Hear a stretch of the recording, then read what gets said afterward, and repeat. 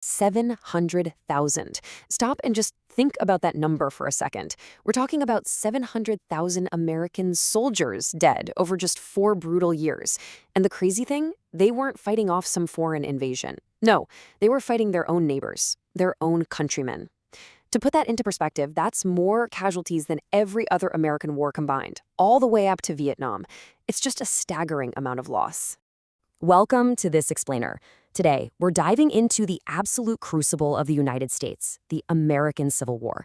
We're going to unpack this defining conflict that didn't just test whether the country would even survive, but literally redefined what the nation would become from the ground up.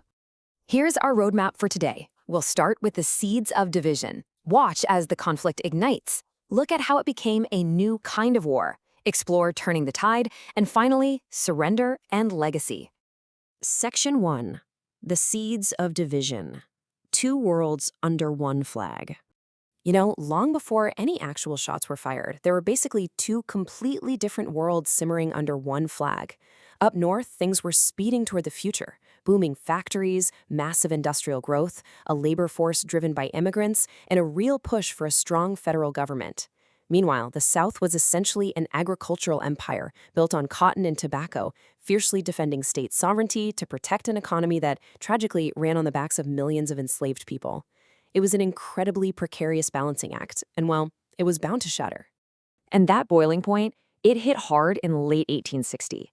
Abraham Lincoln, a guy who literally taught himself law and grew up in a dirt floor log cabin, wins the presidency without carrying a single Southern state. He campaigned on stopping the expansion of slavery, and man, that was the ultimate catalyst. Believing their entire way of life and economy were doomed, South Carolina just packed up and seceded in December 1860. That set off a massive domino effect. Boom, boom, boom. 6 more states immediately break away to form the Confederate States of America. Section 2. The conflict ignites. The first shots. Okay, there is a massive, almost unbelievable irony in how this whole thing actually started. April 12th, 1861. Confederate cannons open up on Fort Sumter, a Union outpost sitting right in South Carolina. They pound this fort with artillery for 34 straight hours. It's absolute chaos. Yet, miraculously, when the fort finally surrenders, not a single person had died during the bombardment. Literally 0 casualties. It is a wild, wild contrast to the absolute nightmare that was waiting right around the corner. Because any illusion that this was going to be a quick, bloodless little skirmish totally shattered at the Battle of Bull Run just a few months later. Get this, people actually rode out from Washington, D.C. in their carriages with picnic baskets. They brought picnics to watch the battle, thinking the rebellion would be wrapped up by dinner. Wow, were they wrong. Confederate forces, rallied by General Thomas Stonewall Jackson, just utterly broke the Union lines and sent them running in a full-blown panic. It was a terrifying wake-up call. Both sides suddenly realized, oh boy, we are in for a long, deeply brutal war. Section 3. A new kind of war. The meat grinder. So you might be wondering, why did the casualty rates skyrocket so horrifically? Well, a massive part of it comes down to a tiny piece of lead called the mini ball. It seems like a simple tweak, but it completely transformed ordinary foot soldiers into incredibly deadly marksmen. See, older musket balls were round, slow to load, and honestly, you'd be lucky to hit the broadside of a barn with them. But the mini ball had a hollow base that expanded when fired, gripping the spiral grooves inside a rifle barrel. That gives the bullet a tight spin, like a perfectly thrown football, meaning soldiers were suddenly hitting targets with pinpoint accuracy from crazy distances. And here's where the tragedy really multiplies. You have this deadly new technology, right? But the generals were still using old-school Napoleonic tactics. We're talking marching men, shoulder to shoulder, straight across wide open fields. When you combine those outdated, tightly packed formations with the devastating accuracy of the mini ball, what you get is an absolute meat grinder. These gallant frontal assaults just withered away into mass casualties. Eventually, it got so bad it forced armies to start digging defensive rifle pits, basically previewing the horrific trench warfare we'd see later in World War I. But the technological leaps weren't just happening on land. Out at sea, we witnessed the birth of the ironclads. These were steam-powered warships completely covered in heavy iron armor, and they made traditional wooden sailing ships completely, instantly obsolete. I mean, the famous clash between the Union's USS Monitor and the Confederacy's CSS Virginia was like something out of sci-fi for the 1860s. Standard cannonballs would literally just bounce right off their hulls. Naval warfare was changed forever, overnight. Section 4. Turning the Tide. Bloodshed and Proclamations. Early on in the conflict, President Lincoln had one singular, intensely pragmatic goal: hold the country together. Period. But his whole approach had to shift after the staggering violence of Antietam in late 1862. Guys, that remains the bloodiest single day in all of American military history. Over 23,000 casualties from sunup to sundown. After seeing that unimaginable toll, Lincoln realized he couldn't just fight to preserve the status quo.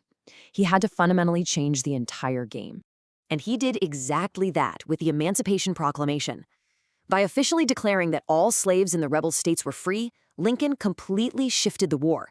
It went from a legal dispute over secession into a massive moral crusade for human freedom. Strategically, it was an absolute masterstroke. It opened the door for nearly 200,000 black soldiers to enlist in the Union Army, bringing desperately needed manpower. Plus, it essentially blocked countries like Britain and France, who had already outlawed slavery, from stepping in to help the South. It totally starved the Confederacy of that crucial foreign aid. Riding on that new momentum, we hit July 1863 and the Battle of Gettysburg, which really served as the ultimate turning point of the war. And the crazy part? It happened almost by accident when the two armies just sort of collided in a small Pennsylvania farm town. After 2 days of vicious fighting where the Union barely held their lines, Confederate General Robert E. Lee decided to gamble everything. On day 3, he ordered a massive frontal assault across open ground, the infamous Pickett's Charge. Marching right into a literal storm of artillery, the charge was an absolute disaster. The myth of Confederate invincibility was officially broken. The human cost was just staggering. We're talking 50,000 combined casualties in just 3 days. As the shattered survivors stumbled back to the Confederate lines, Lee rode out to meet them, reportedly muttering, "It's all my fault. It's all my fault." It's a moment that really grounds this epic, historical scale of violence into profound personal tragedy. After Gettysburg, the Confederacy would never again have the strength or the numbers to mount a major invasion of the North. Section 5. Surrender and Legacy. The Final Campaigns. The contrast between the two top commanders during these final stages is just incredibly fascinating. On the Union side, you've got General Ulysses S. Grant.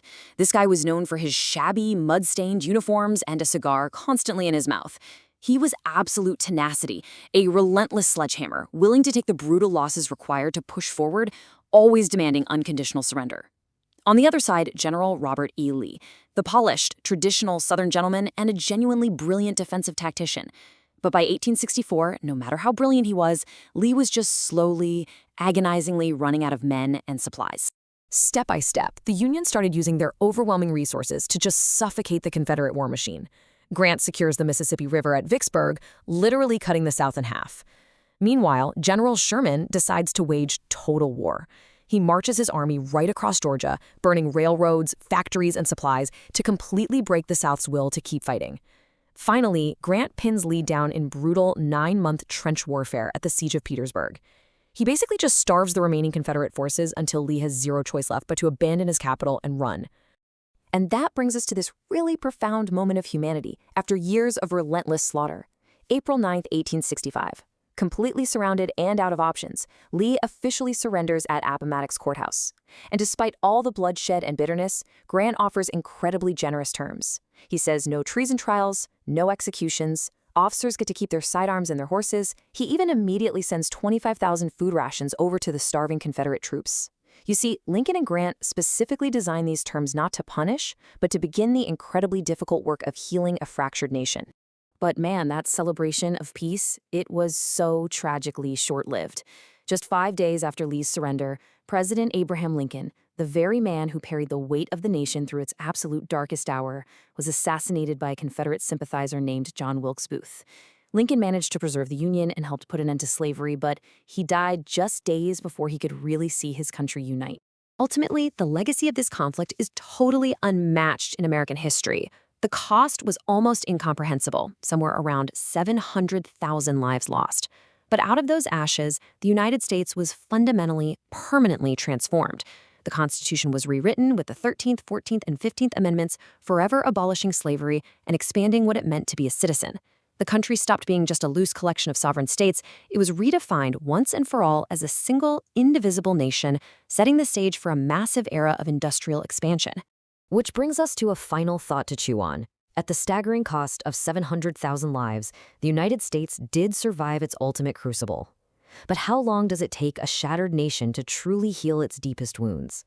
It's a question that still echoes through history today, reminding us that while the actual battles might have ended back in 1865, the real work of building a unified, equal nation is something that continues.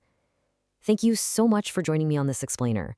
Keep learning, keep asking those big questions, and I'll see you next time.